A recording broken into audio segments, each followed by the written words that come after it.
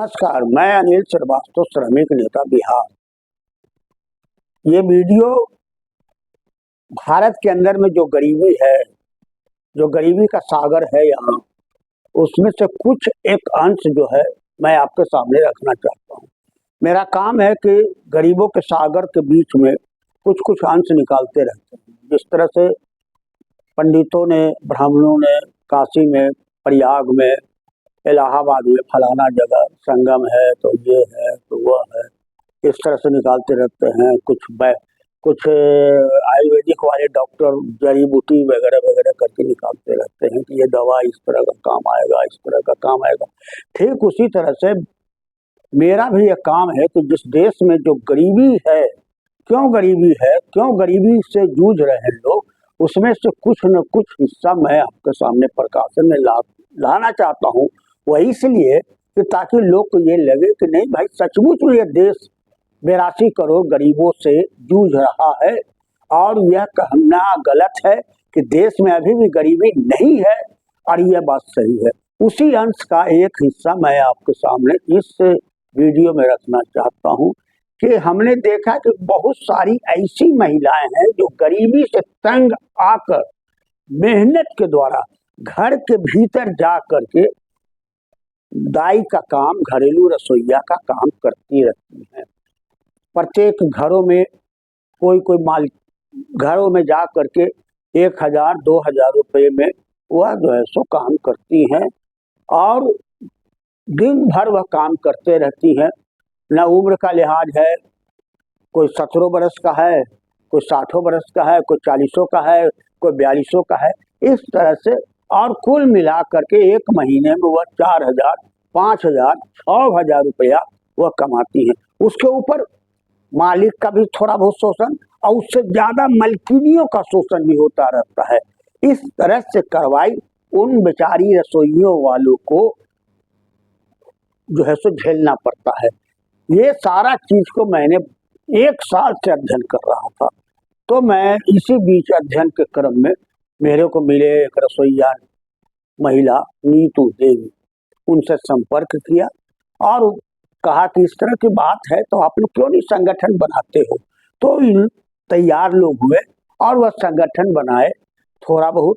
और रसोइया वाले को हमने एक सवाल उठाया कि भाई 8000 रुपया एक महीने में वह कमाती है, क्या 8000 में इस महंगाई में उनका परिवार का गुजर बसर हो जाएगा? इस महंगाई के दौर में जहां पर सारे चीज महंगे हैं, not only gas, not only सामान खाने पीने का, बाकी सभी चीज, सारा चीज जो है महंगी है। वैसे स्थिति में क्या 8000-6000 रुपया में काम करने के बाद उनका परिवार चल जाएगा? नहीं चल जाएगा। आवास नहीं है, मकान नहीं है, झोपड़ी में रहना पड़ता है।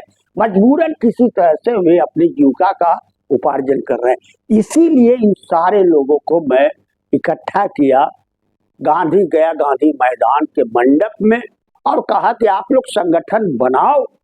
अब बना करके एक प्रस्ताव पारित करो कि तमाम घरेलू महिला रसोइया कामगारों को बिहार की सरकार या केंद्र की सरकार सरकारी कर्मी घोषित करे।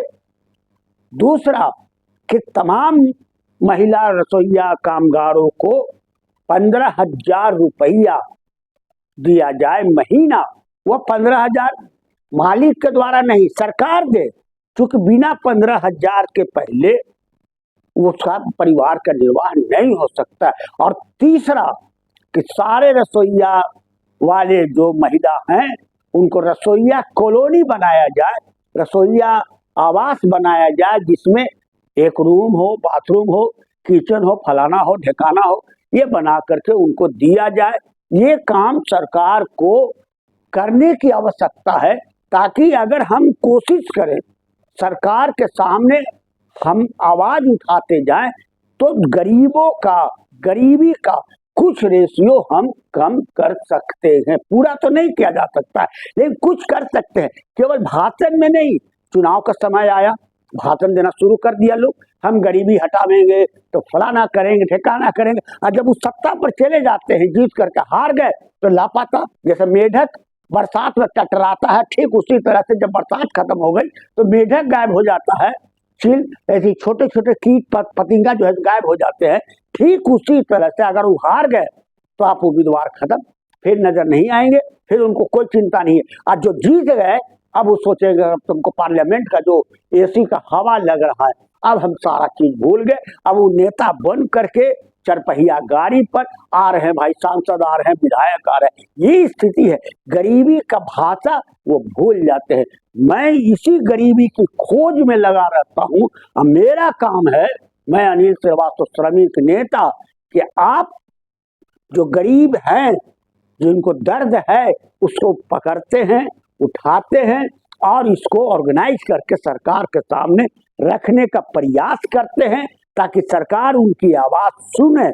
हम जानते हैं कि जब तक बच्चा नहीं रोता है माँ भी उसको खाना या दूध नहीं पिलाती है।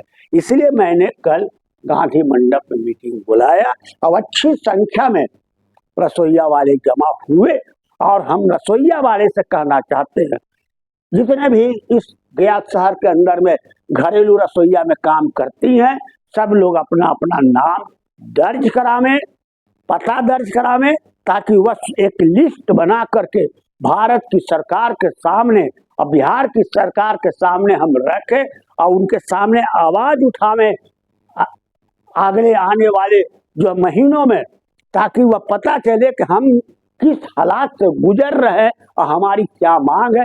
सरकार के सामने आवाज उठाएंगे तो निश्चित आपकी मांग को पूरा किया जाएगा। इसी के लिए हमने बैठक वहां बुलाया था गांधी मैदान में मंडप में, और लोग इकट्ठा हुए, जिसमें नीतू देवी, कौशल्या देवी और भगवती देवी आदि ने बहुत अच्छे तरीके से हिस्सा लिया। और भविष्य में भी हम उम्मीद करते हैं कि एक बड़े पैमाने पर, जिसमें गया शहर में कम से कम जितनी संख्या में लोग होंगे, रसोईया वाले को जमा करेंगे और यहाँ से शुरू करेंगे आंदोलन का बिगुल प्रारंभ किया जाएगा, शंखनाद फूका जाएगा, ताकि सरकार के कानों में यह बात जाए कि घरेलू महिला रसोईया की स्थिति क्या है, उनको क्या दुर्दशा हो रही है, उनका कितना वेतन मिलना चाहिए, इन सारी बातों को रखेंगे। धन्यवाद। मैं अनिल श्रीवास्तव श्रमिक नेता बिहार।